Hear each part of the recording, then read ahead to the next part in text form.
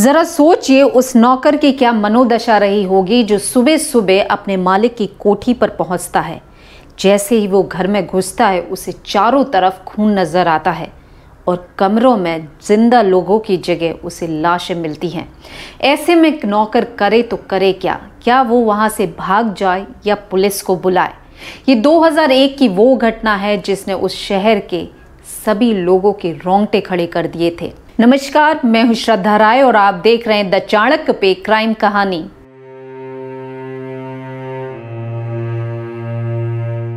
हरियाणा के हिसार का एक पुनिया परिवार जो 2001 से पहले भी काफ़ी चर्चा में था और 2001 के बाद तो वो कई गुना चर्चा में आ गया।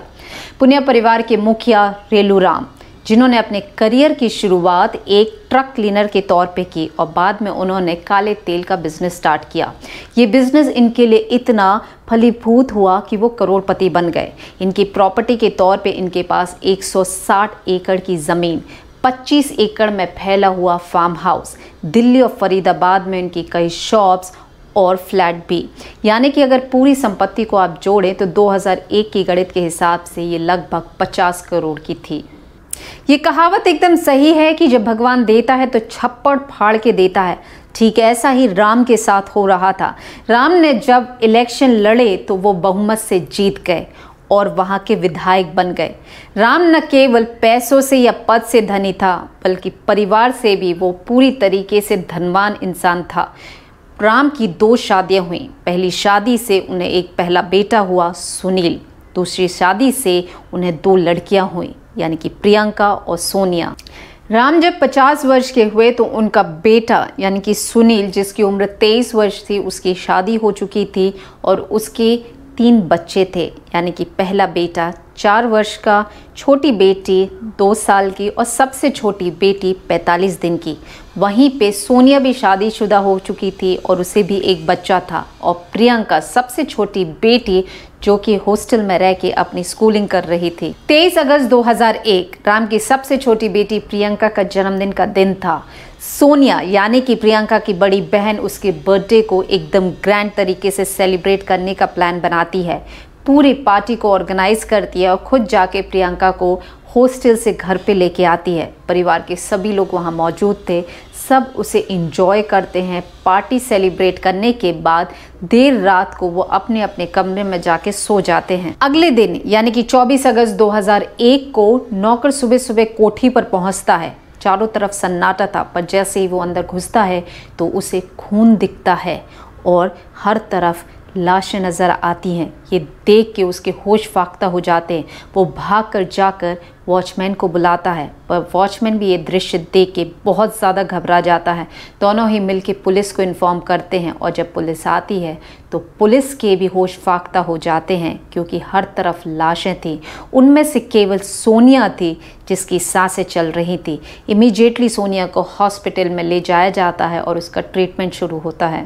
पुलिस अब अपनी इन्वेस्टिगेशन शुरू करती है, जहां पुलिस को ये समझ नहीं आ रहा था कि ना तो घर के अंदर कोई आया, ना घर से कोई बाहर गया, ना तो किसी ने चोरी की, ना डकैती की और ना ही किसी की आवाज़ किसी पड़ोसियों को सुनाई दी कि इनके ऊपर कोई हमला किया जा रहा है। तो आखिर इतना बड़ा कांड हुआ तो हुआ कैसे?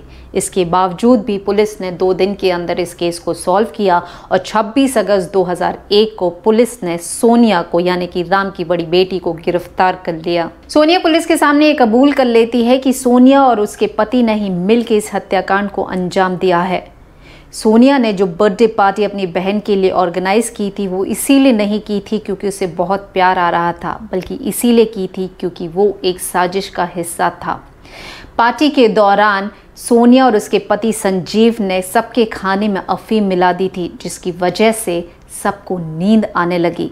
इसीलिए पार्टी के बाद सब लोग अपने अपने कमरे में जाके सो जाते हैं। सोनिया और संजीव पुष्टि करने के बाद कि अफीम का असर सब पे हो चुका है, ये दोनों अब 8 मेंबर को मौत के घाट उतारने का सिलसिला शुरू करते हैं।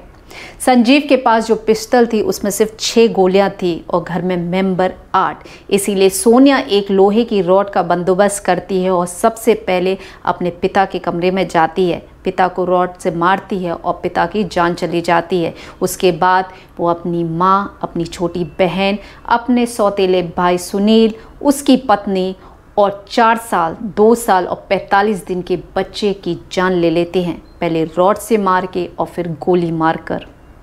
इसके बाद सोनिया और संजीव दोनों ही मिलके आतिशबाजी करते हैं ताकि आस पड़ोस के लोगों को ये लगे कि पार्टी अभी भी चल रही है, क्योंकि घर के सभी मेंबर मर चुके थे और सोनिया अभी भी जीवित थी। कहीं पुलिस को उस पे शक ना हो, इसीलिए वो सोनिया संजीव से कहती है कि वो भी उसे रॉड से मार दे ताकि वो बेहोश हो जाए।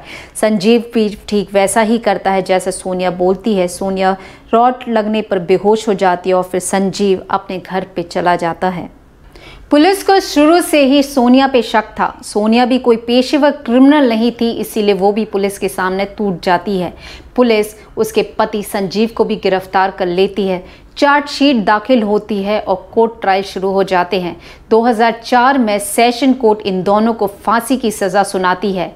2005 में हाई कोर्ट सेशन कोर्ट के डिसीजन को यानी कि फांसी की सज़ा को उम्र कैद में बदल देती है। 2007 में सुप्रीम कोर्ट फिर से फांसी की सज़ा सुना देती है। 2014 में सुप्रीम कोर्ट का एक बहुत बड़ा फैसला आता है कि जो भी फांसी के मामले हैं टलते जा रहे हैं उन्हें उम्र कैद में बदल दिया जाए, क्योंकि सोनिया और संजीव का केस भी फांसी का था और वो टलता जा रहा था, इसीलिए इन दोनों को अब उम्र कैद की सज़ा हो गई थी। संजीव और सोनिया की सारी कोर्ट अपीलें फेल हो जाती हैं, कोई भी डिसीजन इनके फेवर में नहीं आता है।